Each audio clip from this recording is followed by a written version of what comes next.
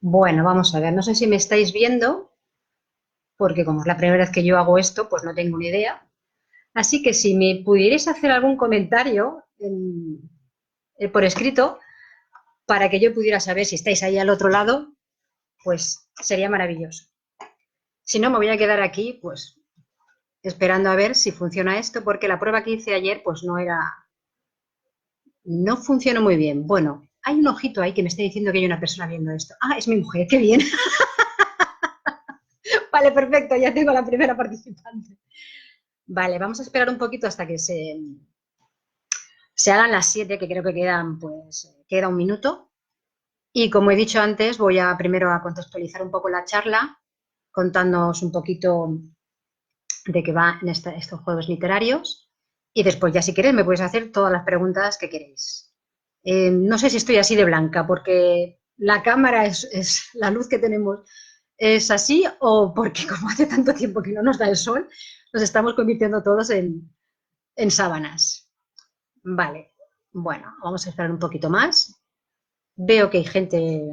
¿Podéis hacer algún comentario por escrito a ver si funciona cuando empecéis a hacer las preguntas, por favor? A ver si esto va. O si me estáis escuchando o no, que tampoco lo sé.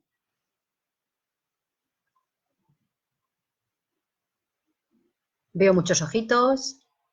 Bueno, espero que estéis ahí porque vamos a empezar. Y como os he dicho, lo primero que voy a cito la charla de este jueves literario. En primer lugar, mira, funciona.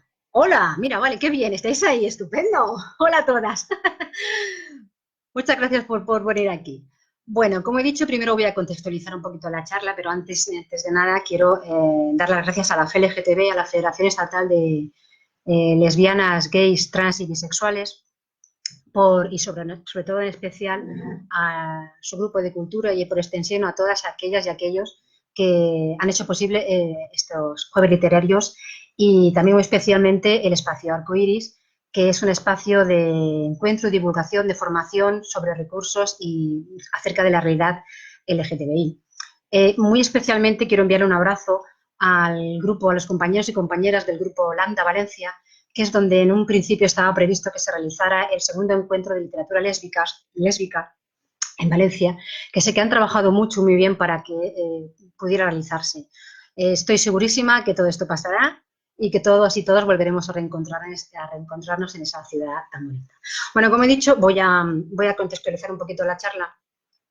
La FLGTB ha dedicado este año a una serie de actividades relacionadas con la reivindicación de la lucha de las mujeres lesbianas, trans y bisexuales, LTB, para alcanzar la igualdad real en todos los ámbitos, es decir, el político, el social, el económico, el educativo, etcétera. Y lo ha englobado bajo el paraguas del lema 2020, Mujeres, LTB, Sororidad y Feminismo. Y lo que se quiere poner en evidencia son las discriminaciones específicas que sufrimos las mujeres LTB por el hecho de serlas. En especial, pues, por ejemplo, entre otras están en la discriminación sanitaria al no poder acceder a la reproducción asistida o la terrible violencia que sufren las mujeres trans o la cosificación de las mujeres LTB machista de nuestros cuerpos por parte de una ideología machista.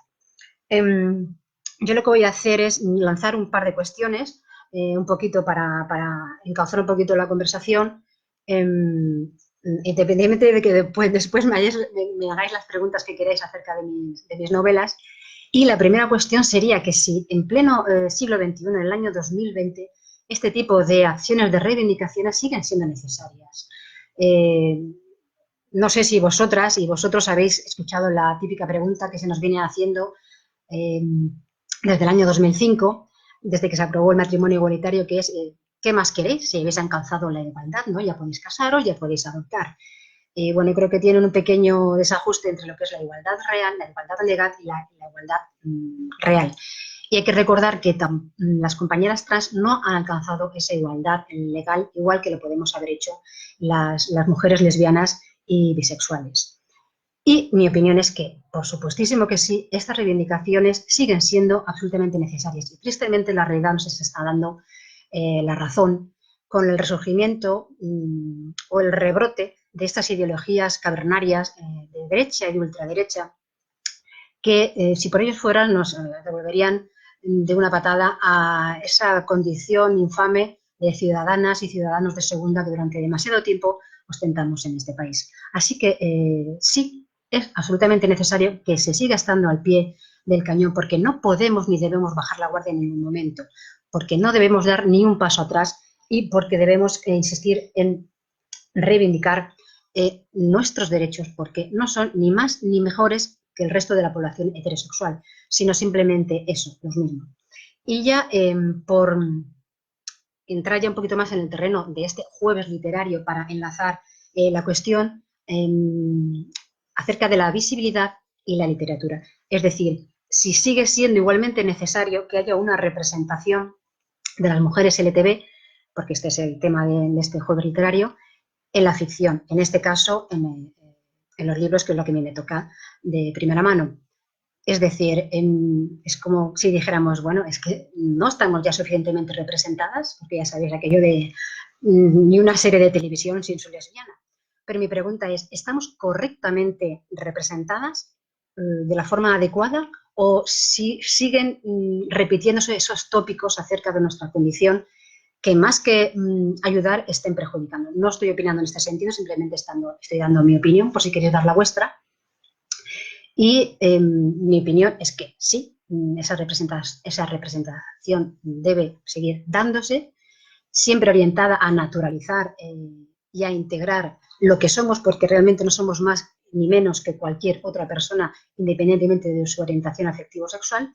Y yo lo he dicho siempre, yo abogo porque haya esa representación a todos los niveles, en todo tipo de historias, en todo tipo de géneros. Yo quiero ver mujeres LGTB protagonizando historias thrillers, historias de terror, románticas, de ciencia ficción. Me da igual que sea como la panadera de la esquina con una vida normal y corriente y maravillosa al mismo tiempo, que sea una superheroína con capa que va a salvar el mundo. Y por último, hay otra cuestión también, una pregunta que nos podríamos hacer es que si sigue siendo necesaria la etiqueta de literatura LGTBIQ. Esa es una pregunta que yo os lanzo a vosotras.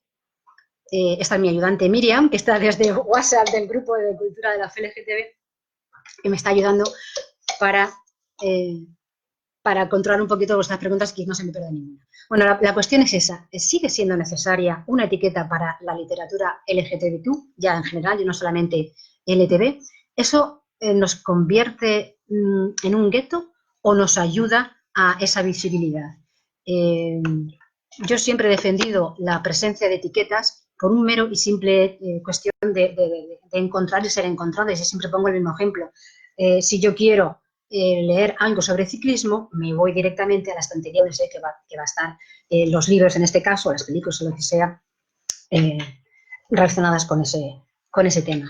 Y voy a aprovechar, voy a hacer yo la primera pregunta, porque hay varias lectoras que ya me han hecho sus preguntas de forma anticipada, porque no iban a poder estar aquí ahora. Y acerca de esa necesidad de visibilidad, de necesidad de que sigamos teniendo una representatividad a todos los aspectos. Ella hace mención a la serie de Kate Mains y me habla del compañero policía, Jeppo, el compañero de Kate, compañero no, amigo, que es policía y que es hetero. ¿No? Si habéis leído la novela, la serie, sabréis de qué estoy hablando. Bueno, y ella pregunta que, excepto ese compañero amigo, ese amigo policía de Kate, ¿por qué no hay ningún personaje más hetero, normalito y corriente? Bueno, pues mi respuesta a esta pregunta es que, curiosamente, esa es la misma pregunta que yo me hice cuando era niña, cuando era un adolescente, cuando era joven y en la mayor parte de mi vida adulta. Pues cuando leía cuentos, cuando leía libros, cuando veía películas, cuando veía series por televisión o cuando iba a ver una obra de teatro. ¿Por qué no había alguien que a mí me representara? Un personaje en el que yo pudiera verme reflejada. Porque ¿cuántas de nosotras crecimos sin referentes? ¿Cuántas nos creímos solas o enfermas o apartadas porque así nos lo hicieron creer. Durante demasiado tiempo nos han hecho creer que somos diferentes y cuando realmente el problema está en la mirada del otro, en sus prejuicios. Así que esta es la pequeña introducción. Si queréis vamos a hablar de esto, me vais a preguntar de las novelas, como siempre, de lo que queráis. Y ahora es vuestro turno. Voy a seguir, me vais a ver que voy a girar la cabeza porque como el scroll este ya se ha ido pasando, donde me están pasando las preguntas que me estáis haciendo.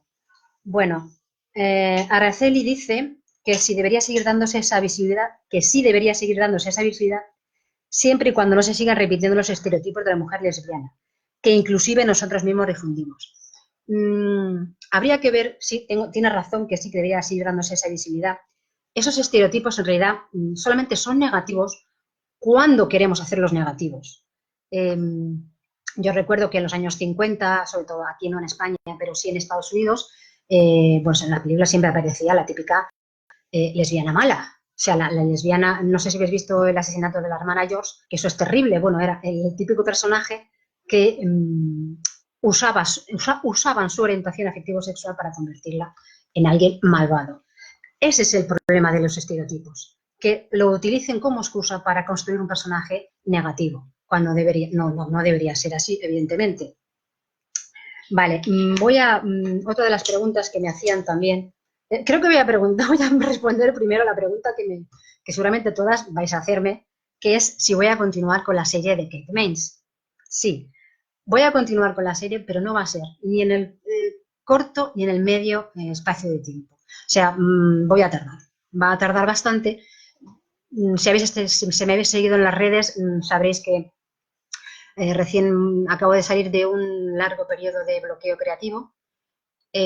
Para mí ha sido terrible, ha sido una travesía larguísima por el desierto. Conseguir terminar esas 2 novelas para mí ha sido un logro y una alegría. Y el problema es que la mayor afectada, la mayor víctima de ese bloqueo ha sido Kate. Kate, ¿por qué? Precisamente, pues porque Kate era mi personaje especial. O sea, bueno, que yo diga que es mi personaje reflejo, voy a quedar muy mal, así que no lo voy a decir, pero sí que yo tengo una conexión especial con Kate. Y para escribir a Kate yo necesito estar conectada con ella. Lamentablemente, por esa cercanía a ese interior mío, Kate ha sido la mayor y la primera víctima que ha caído de ese bloqueo creativo. Pero yo os prometo que mi intención y mi idea es continuar con la serie. Tardará, eso ya os lo aviso, tardará, pero quiero terminarla porque, como me ha dicho Elisa, la chica que me ha hecho esta primera pregunta, que ha hecho la primera pregunta que os he hecho antes, no va a dejarme en paz. O sea, Kate no va a dejarme en paz hasta que termine de contar su historia. Y tiene razón, porque Kate tiene mucho que contar. Esta misma Elisa me hacía esa pregunta y me decía que cree que conoceríamos mejor a Kate, opina, si yo os contara desde el principio su historia. Pero es que, tal y como yo tenía planificada la serie, teníais que imaginarla como si todos los libros de la serie, que yo tenía planificados 6 más o menos, fuesen los distintos capítulos de una enorme novela.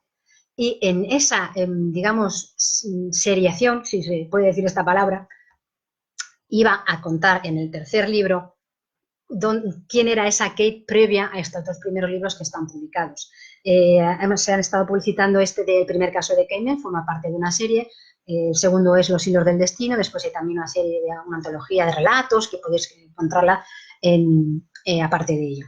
Y esa era mi idea, o sea, la historia de Kate, la planificación está contarla de principio a fin. Lo único es que yo tenga la capacidad y me dé el corazón y la cabecita para que pueda terminarlo, pero os puedo asegurar que esa es mi intención. Vale, me hacen una pregunta. ¿Crees necesario hacer activismo LGTBI a través de la cultura? ¿Consideras que tú haces activismo con tus libros? Vale, sí. ¿Crees que es necesario hacer activismo a través de la lectura? Sí, y sobre todo a través de la lectura, por supuesto que sí. Porque es una herramienta fundamental de transmisión y de identificación.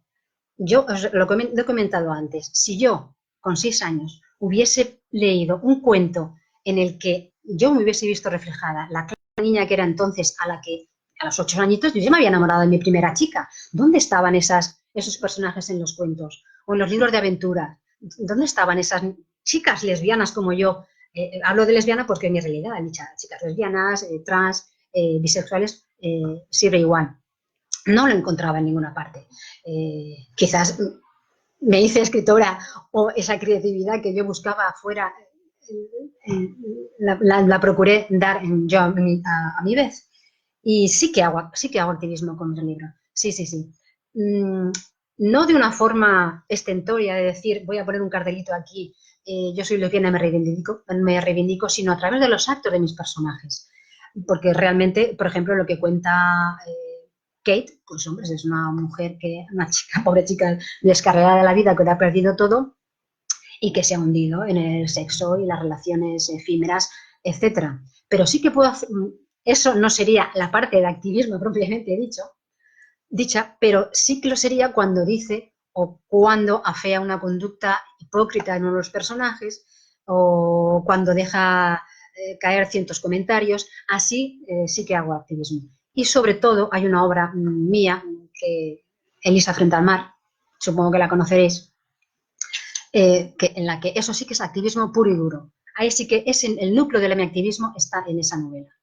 Independientemente de que en las otras, que son thrillers románticos, porque no son otra cosa que thrillers románticos, se deje caer comentarios reivindicativos, Elisa frente al mar sí que es mi novela más personal, más íntima, y donde sí que llevo a cabo un activismo más evidente. Hay una pregunta también de Elisa que me pregunta respecto de esta novela. ¿Te costó mucho escribir esa maravilla, Elisa frente al mar? Gracias. Me refiero emocionalmente. Por los comentarios que algunas lectoras te hacen, sé que muchas se ven reflejadas en la historia y creo que si es doloroso leerlo, supongo que escribirlo no lo fue menos. Pues no fue doloroso. Es decir, sí que tuvo una gran implicación emocional, pero yo siempre lo he contado. Yo escribí Elisa frente al mar en 9 días. O sea, yo me senté una mañana y no acabé hasta 9 días después, donde, si me permitís la expresión, aquello reventó. Esa historia me reventó dentro. Todavía sigo sin recordar exactamente qué fue lo que lo motivó. No sé si fue a raíz de un encuentro que tuvimos, ¿sabéis? Esas reuniones que se hacen 30 años después con tus compañeros y compañeras del colegio, y reencontrarme con la chica de la que yo, la amiga del cole, de la que me pasé sexto, séptimo y octavo de EGB, enamorada perdidamente, ¿no? Y esa sensación de pérdida. O sea, de haber perdido esa parte de mi vida, esa parte que tendría que haber podido vivir abiertamente. Sufrir hemos sufrido todas y todos. Heteros, lesbianas, gays, trans, bisexuales, todo, porque el amor es muy perro y aquí sufre todo el mundo. Pero no lo pude contar, ni siquiera lo pude intentar. O sea, no me atreví, porque evidentemente, bueno, yo estoy hablando de una época, los años 70, lamentablemente sigo diciendo que sigue siendo necesaria la reivindicación, porque parece que hayamos vuelto o nos quieren hacer devolver a esa época. Y eso sí que no, ni un paso atrás, recordadlo. Y era otra época, ¿no? Los años 70, bueno, la palabra maricón de mierda y ese tipo de cosas, y camionera, y eso estaba a la orden del día. Y no te atrevías, o sea, es que no levantabas una palabra más alta que la otra al respecto. Y en ese sentido, la carga emocional que tiene esa novela es muy fuerte, pero yo lo viví como un reventón realmente. No fue doloroso para mí. Realmente lo que hizo fue quitarme ese dolor. Lo solté y fue como decir, bueno, ala, ya, ¡buah!, fuera. Y de verdad que esto es una de mis novelas con la que siento más una identificación por parte de vosotras y que más ilusión me hace cada vez que me habléis de ella. Vale, hay una pregunta, Gema me pregunta, que también es una pregunta que me hizo Elisa, que me ha hecho Elisa en diferido previamente, es ¿en qué te basaste para crear el personaje de Kate? Vale, en mí no, os lo puedo asegurar, que os juro que desde hace años ya estoy viviendo cerveza 5. Bueno, el personaje de Kate nunca, siempre lo he dicho, es una especie de mezcla de ADN literal de otros personajes de mujeres y policías, de mujeres detectives privadas y mujeres policías. Principalmente el Nicky Knight de J.M. Redman, supongo que todos lo conoceréis. Hay un personaje de Kate Martinelli, de la autora Lori R. King, que también tiene una serie, aunque aquí en España ya se dejó de publicar, creo que tras el cuarto tomo. Y también tiene parte de mi añorada Kinsey Millhone, de... A ver, espérate que no recuerde ahora... Sí, Sue Grafton, por favor. Lo que he llorado por la muerte de esta mujer, falleció en el año 2017 sin poder terminar su abecedario del crimen, y quedó la Z. Eso ya es. Y de Kinsey Millhone tiene también esa parte. O sea, esos trocitos, al fin y al cabo, reflejas en tu escritura, en tus historias, aquello que más te gusta. Es decir, yo escribo sobre lo que a mí me gustaría leer. Y he construido a ese personaje, de esos trocitos de personajes que yo he admiro, pero también he de decir que con una idiosincrasia muy particular. Y si conocéis al personaje, pues lo entenderéis. Elisa también me preguntaba que por qué la había hecho tan mal hablada. Digo, pues no, porque ¿qué dices así, coño? Es que no. Vamos a ver, es políticamente verborreica, yo qué sé, incorrectamente verborreica o algo así, lo que queráis. Y leen también el personaje de la mujer trans.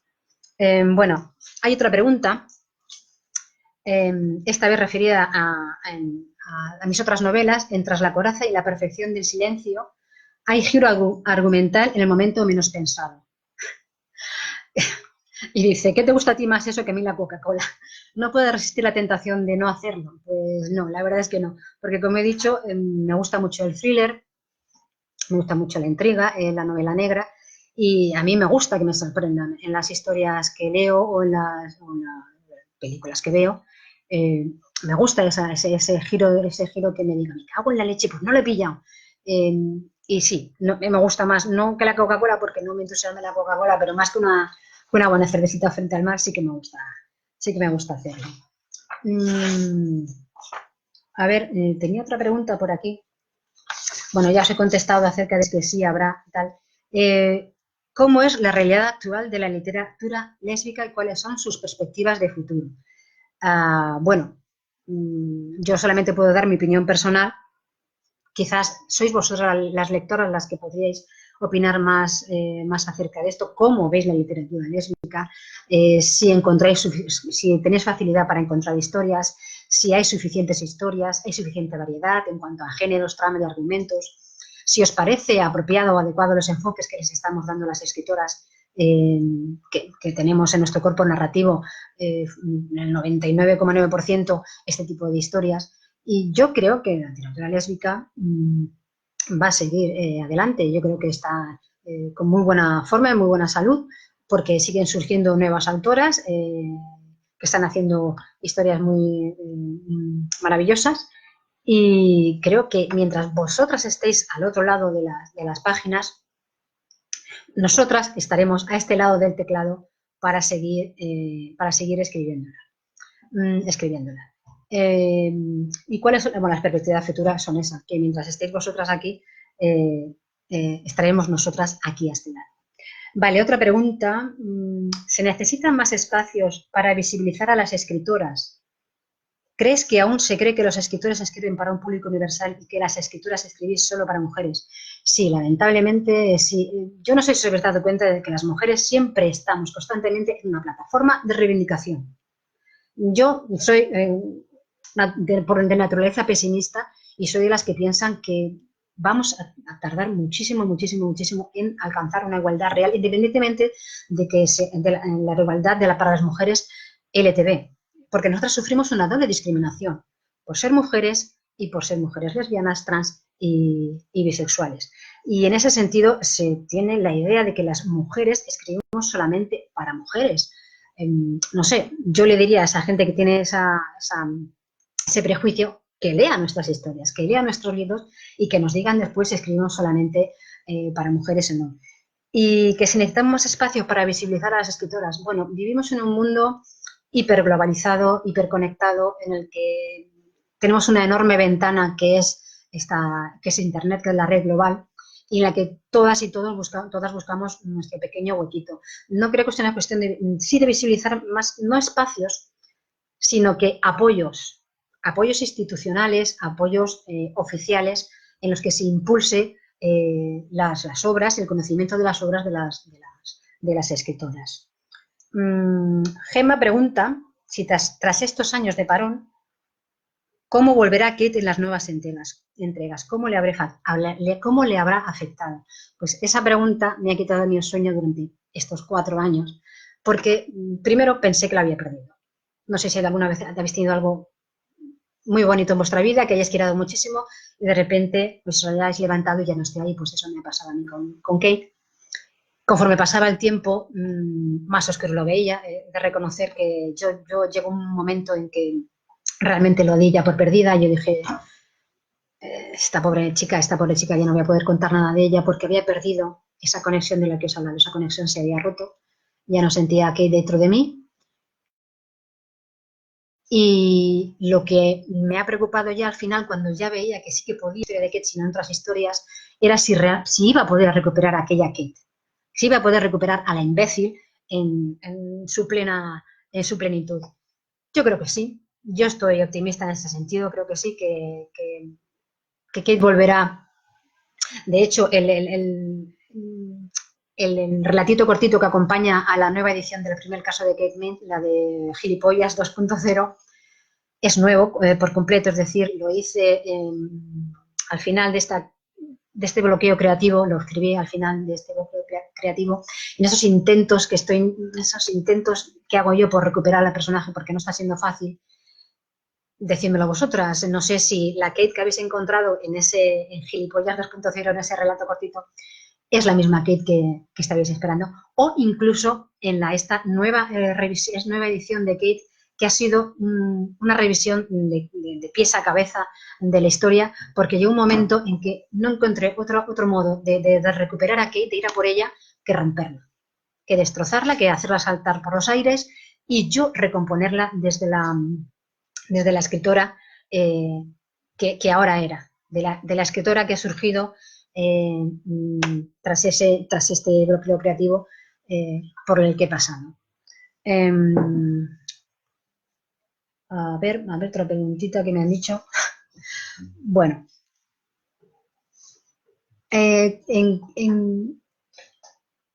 ¿cómo ideas o construyes el caso a investigar? Se refiere de nuevo a la serie de Kate Mans.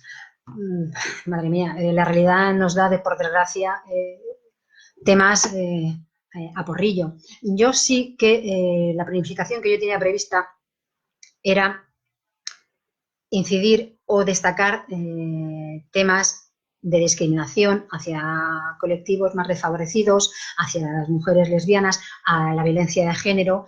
No me ha dado tiempo, o sea, en estas 2 primeras entregas no lo he podido hacer, estaba en mi idea, pero sí, la realidad ya os puedo asegurar que te sirve de terrible inspiración para los casos. Así que Kate tendrá, si cuando logre ponerme con ella, tendrá bastantes temas, por desgracia, que desarrollar.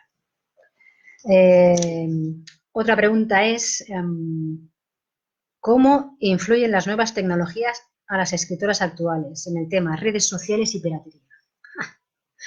La piratería está en un porcentaje muy alto detrás de ese lamentable bloqueo creativo, porque llegó un punto en que vi que no tenía sentido ponerme delante de un ordenador, delante del teclado, emplear 2 años de media de mi vida en crear algo para que demasiada gente, hay muchísima gente que apoya y